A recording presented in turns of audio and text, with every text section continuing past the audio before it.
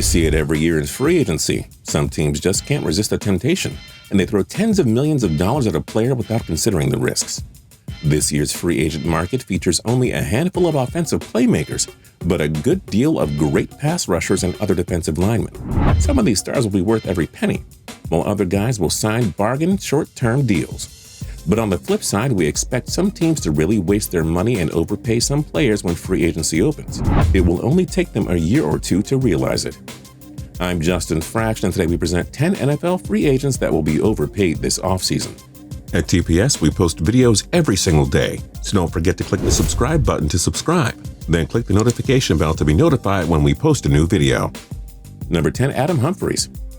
As we'll talk about later on in this list, the wide receiver free agent market isn't so great. That bodes well for Adam Humphries of the Tampa Bay Buccaneers, especially when you also consider that he's only entering his age 26 season.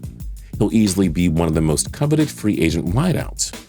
Humphries picked the right time to have a breakout year, recording 76 receptions for 816 yards and 5 touchdowns in 2018. Now he's set to earn big money.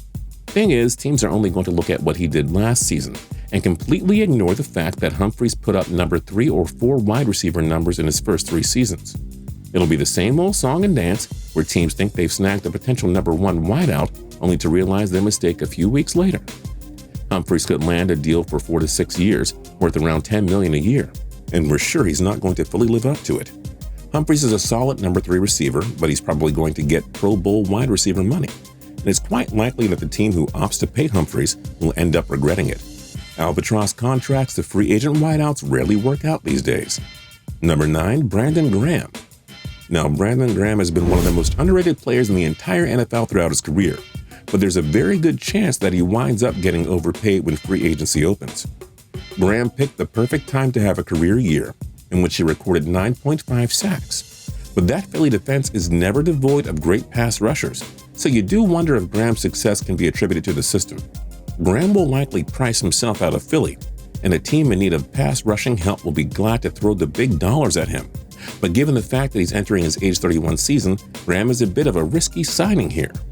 Nonetheless, he's been incredibly underpaid throughout his career, so it'll be fair when he gets overpaid. We're sure he'll get Pro Bowl money, but Graham's not going to live up to it. Number 8, Clinton-Dix. Earl Thomas is the top free agent safety on the market, but whichever teams miss out on him will surely turn their attention to Clinton-Dix. The 2016 Pro Bowler is only entering his age 26-27 season, so that'll make Clinton-Dix far more valuable to teams looking for a new safety. Buyer beware, though. Clinton-Dix hasn't been as dominant since his 2016 breakout year. A trade to the Washington Redskins at the 2018 deadline didn't do much to help him either. But again, Clinton-Dix's recent success and age will earn him a big-time contract. But we wish the team who pays Clinton-Dix all the best. Pay him like a Pro Bowler, but expect to see a fairly average starter instead. He could be a big playmaker with his new team, but it doesn't mean Clinton-Dix won't be overpaid. He's probably worth about $7 to $8 million a year at the most, but somebody will give him more than that. Number 7, Ezekiel Ansah. A year ago, Ansah looked like perhaps the biggest name slated for the 2019 free agency market. Unfortunately, the 2015 Pro Bowler missed 9 games in his contract year because of a shoulder injury. Nonetheless, Ansah is one of the premier pass rushers in this year's free agent market, so his value won't be dropping much if at all. Ansah has 2 double-digit sack seasons under his belt, but of course it's nice playing in a Detroit system that has always focused on its pass rush. Can Ansah really experience such success elsewhere? Ansah earned a 74.5 grade from Pro Football Focus in 2018, which is solid, but not great. Nonetheless, his reputation will earn Ansah one of the richest free agent contracts of 2019.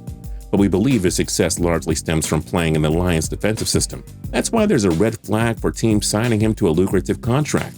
But someone out there won't be able to avoid the risk. They'll throw him the money and take the chance. Number 6, Tate. As we've already mentioned, this is one of the weakest wide receiver free agent classes in recent memory. But veteran speedster and superb route runner Tate promises to earn a big payday, since he's the cream of the crop here. Tate, however, does come with some risk here. 2019 marks his age 31 season, and we know just how much wideouts regress once they escape their 20s. After recording a trio of 1,000-yard seasons in his first 4 years with the Detroit Lions, Tate regressed quite a bit in 2018. In games split with the Lions and Philadelphia Eagles, Tate had just 74 receptions for 795 yards and 4 touchdowns. Tate wasn't much of a fit in Philly's pass-happy offense, which is quite concerning given the amount of injuries they had. But we see wide receivers get vastly overpaid on an annual basis. Mike Wallace, Vincent Jackson, and Greg Jennings come to mind, for example. Again, Tate is the best wideout on the free agent market this year, so somebody is going to pay him big. We wouldn't be surprised if he landed a 3 to 5 year deal worth around $15 million a season. Teams with plenty of cap space will throw the big bucks at him, and it's hard to see how an aging career number 2 wideout will justify the contract. Number 5, Trey Flowers. New England Patriots defensive end Trey Flowers has been one of the game's most underrated pass rushers for the last 3 years. He was instrumental in helping the Pats win Super Bowls 51 and 53, and Flowers is set for a huge payday in free agency as a result.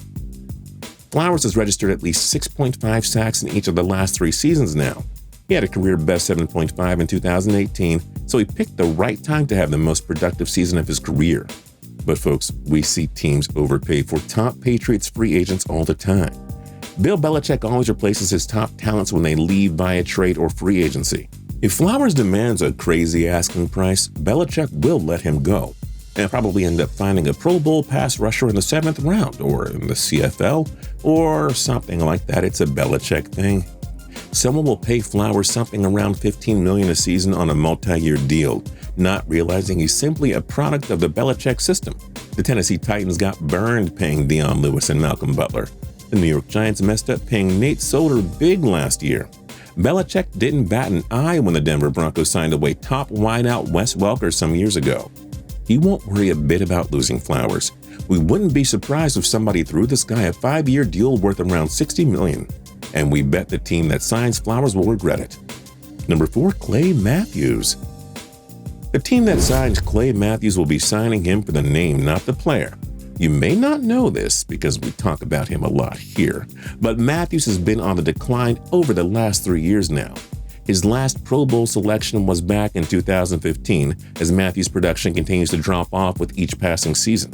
Matthews tallied a career-low 3.5 sacks in 2018. This was a guy who had 4 double-digit sack seasons under his belt.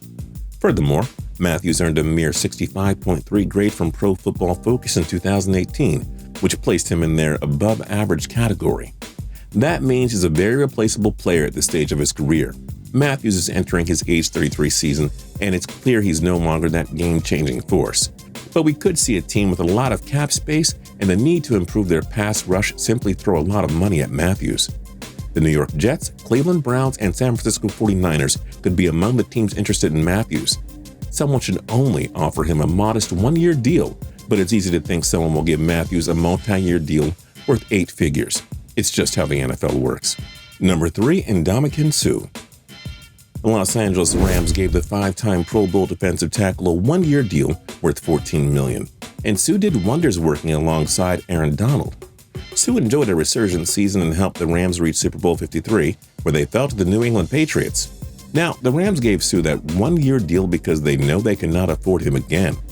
Brandon Cooks and Mr. Donald have huge extensions kicking in, so expect Suh to hit the free agent market, where he'll cash in on another big payday. But 2019 will be Suh's age 32 season, and as good as he was for the Rams, this isn't the complete game changer we saw in Detroit for all those years. We know Suh is going to get overpaid, however, given his reputation as one of the top defensive linemen in the game, even if he's aging. Lots of teams need upgrades on defense, namely the Bucks, Dolphins, Chiefs, Browns, and Bengals. We could see any of those teams giving Suh a lucrative multi-year contract, one that could pay him around $15 million a year. A smart club would give him a 1 or 2 year deal, but you can just tell that somebody is going to overpay him in order to win a bidding war. That's how it works when getting a player like Suh. Number 2, Nick Foles. The Minnesota Vikings gave Kirk Cousins a 3-year, fully guaranteed $84 million contract, and he has never won a playoff game. Just imagine what somebody will pay Nick Foles, considering his heroics over the last 2 years. Foles, of course, led the Eagles to a Super Bowl 51 championship, the first in franchise history. He was named Super Bowl MVP for his efforts. A year later, Foles replaced an injured Carson Wentz and got the Eagles to the playoffs, and they were 1 or 2 plays away from reaching the NFC Championship game again in 2018.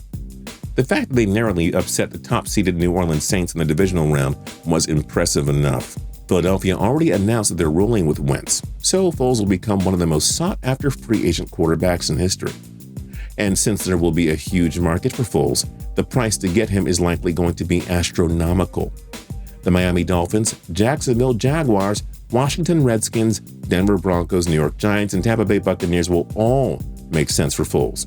Ultimately, we wouldn't be surprised if he got something in the range of 70 to 90 million from one of those clubs. 100 million may be pushing it, but there's a very good chance that the team that pays for Foles winds up regretting it. A few good playoff games doesn't mean he's an elite QB, and for all we know, Foles was simply a product of the Philly system. Remember, Foles wasn't so great in his 1 year with the St. Louis Rams. Doug Peterson is one of the best offensive-minded head coaches to come around, and he installed the proper system to help Foles come in as a starter. So, who knows? We could end up being very wrong, but Foles will land one of the richest QB free agent contracts ever. And as good as he was in Philly, we wouldn't be surprised if he simply didn't live up to the big money contract on his new team. And number 1, Le'Veon Bell. Most teams know not to overpay for running backs, period. They're so easily replaceable these days, not to mention the NFL is a pass-happy league now. But Pittsburgh Steelers Pro Bowl running back Le'Veon Bell is a rare talent, and somebody is going to throw him the big bucks. Bell made a controversial decision to sit out the entire 2018 season, not wanting to risk injury in his contract year. So now the team that signs Bell is taking a risk, knowing he could very well be rusty. For another, how do we know Bell isn't a product of the Pittsburgh system? Second year back, James Conner filled in greatly for Bell in 2018, leading the Steelers' ground game and looking like another Bell. And D'Angelo Williams was also very impressive while filling in for an injured or suspended Bell during parts of the 2015 and 16 season. Well, we know some teams just can't help themselves in free agency. New York Jets and San Francisco 49ers, for example, have tons of cap space to throw money at Bell. Sources told Bleacher Report's Mike Freeman that they think Bell winds up with the Jets, given their cap space and the need to supply Sam Darnold with another talent. Bell reportedly turned down a $70 million contract from the Steelers in the 2018 offseason, so we know his asking price will still be high. We can see a team like the Jets giving Bell a 4 to 5 year deal worth 15 to 17 million per season. And if they do, we expect them to regret it. No running back is worth that much money because, again, they're so easy to replace. You can find a productive RB anywhere. Just ask Bill Belichick or Mike Tomlin. Bell is a great player, but not worth over $15 million a season. But he's going to get it, even though teams could find a player of similar value for a much lower price. Which other NFL free agents will be overpaid this season? Let us know your thoughts in the comment section down below. And don't forget to like, comment, and subscribe. We'll see you guys next time.